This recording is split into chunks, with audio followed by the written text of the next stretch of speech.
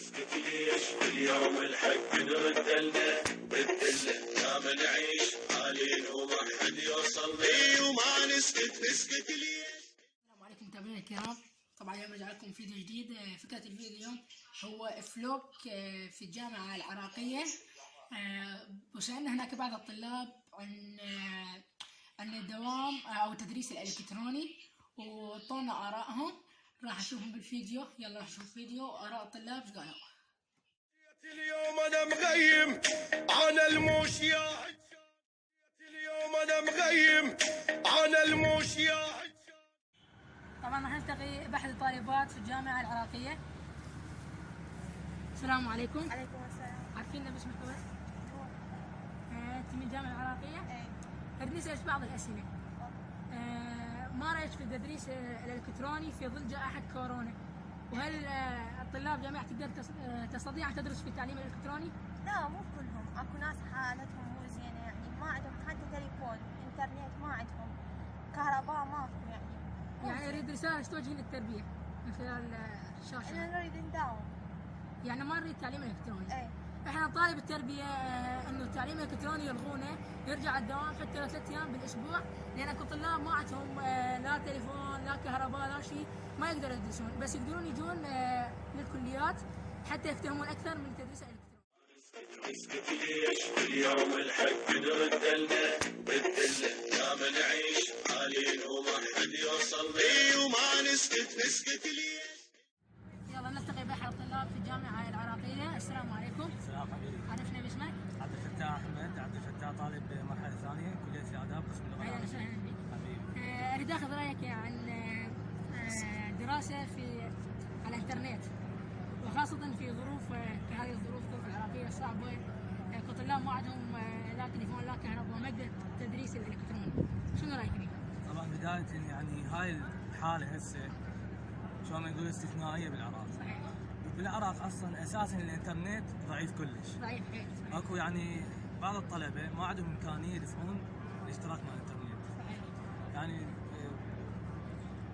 لو يعني ابوه يقدر هو بالعراق هو تعرف نسبه التدريس في المدرسه احسن من طبعا احسن من شو اسمه، لان تشوف المولات وغيرها كلها فاتحين. صحيح. بس بقت على العلم. هي المفروض العلم يعني بدايه احسن كل شيء. لازم اول شيء يفتحوا العلم. لا نطلب من وزاره التربيه والتعليم العالي ان ترجع الطلاب حتى لو 3 ايام بالاسبوع حتى يستفادون اكثر، لان اكو التعليم الالكتروني شلون نقول الطلاب ما يستوعب اكثر مثل ما قدام المدرس يشرح لك. هسه نسالك سؤال ثاني عندنا. شنو رايك بالسلبيات خاصه في التعليم الالكتروني؟ اول شيء يعني دائما يعني اغلب وقتي على الانترنت دراسه. صحيح. فاذا اشوفه هسه يعني ضعيف كلش. صحيح. خاصه كلش ضعيف. خاصه يعني اذا اكثر من واحد يكنك على نفس الراوتر يضعف كلش يضعف. اكو اشتراكه بالورقه يكون هذا شوي، بس هم نفس الشيء ما دام. بس الفقير ما عنده اشتراك بالورقه. طبعا حتى انترنت 30 الف اكو ما يقدر يدفع. صحيح. يعني الانترنت يعني كل سلبي بالعراق. بس برا شوف العلم كلش متقدم يعني. ايه خاصة بس في العراق، بس خاصة الدول العربية عندك شوية انترنت قوي مو في العراق. صح. شكرا لك. شكرا. الله يخليك. اهلا وسهلا. اشكرك على الموضوع. نسكت ليش اليوم الحق نردلنا بالدلة دام نعيش حالين وما حد يوصل لي وما نسكت ليش. نلتقي بطالب آخر من الجامعة العراقية. السلام عليكم. السلام. عرفنا باسمك؟ كاظم نجم، آداب العربية مرحلة ثانية. أهلا وسهلا. أريد أسألك بعض الأسئلة عن الواقع الدراسي. الواقع الدراسي بالنسبة السنة راحت علينا، يعني تعرفون موضوع كورونا، مظاهرات وغير مظاهرات هواي أشياء. فسووا نظام التعليم الإلكتروني. شنو رأيك بالتعليم الإلكتروني خاصة في ظل العراق اللي يعيش أوضاع صعبة حاليا؟ بالنسبة للتعليم الإلكتروني يعني مشروع بالعراق غير ناجح. من ناحية، من ناحية عدم توفر الخدمات، جزء أنا عندي كهرباء في منطقتي غير ما عندي. جزء أنا أشتغل. نعم. جزء أنا أشتغل وأقدر أوفر مثلا إنترنت أو اشتراك شهري غير ما أقدر أوفر هاي الأشياء. أكو بعض الناس حتى تليفون ما عندهم. اي نعم. هواي اشخاص خصوصا هسه مركزوا على الابتدائيه وعلى المتوسطه. صحيح. اللي هم دخلهم اصلا يشتغلون بعدين. خاصة عندك الأول ابتدائي والثاني ما يقدروا يدشون على الاستلام لأن بعد ما يشتغلون يعلم قدامهم ما يصير. اليوم انا مغيم على الموش يا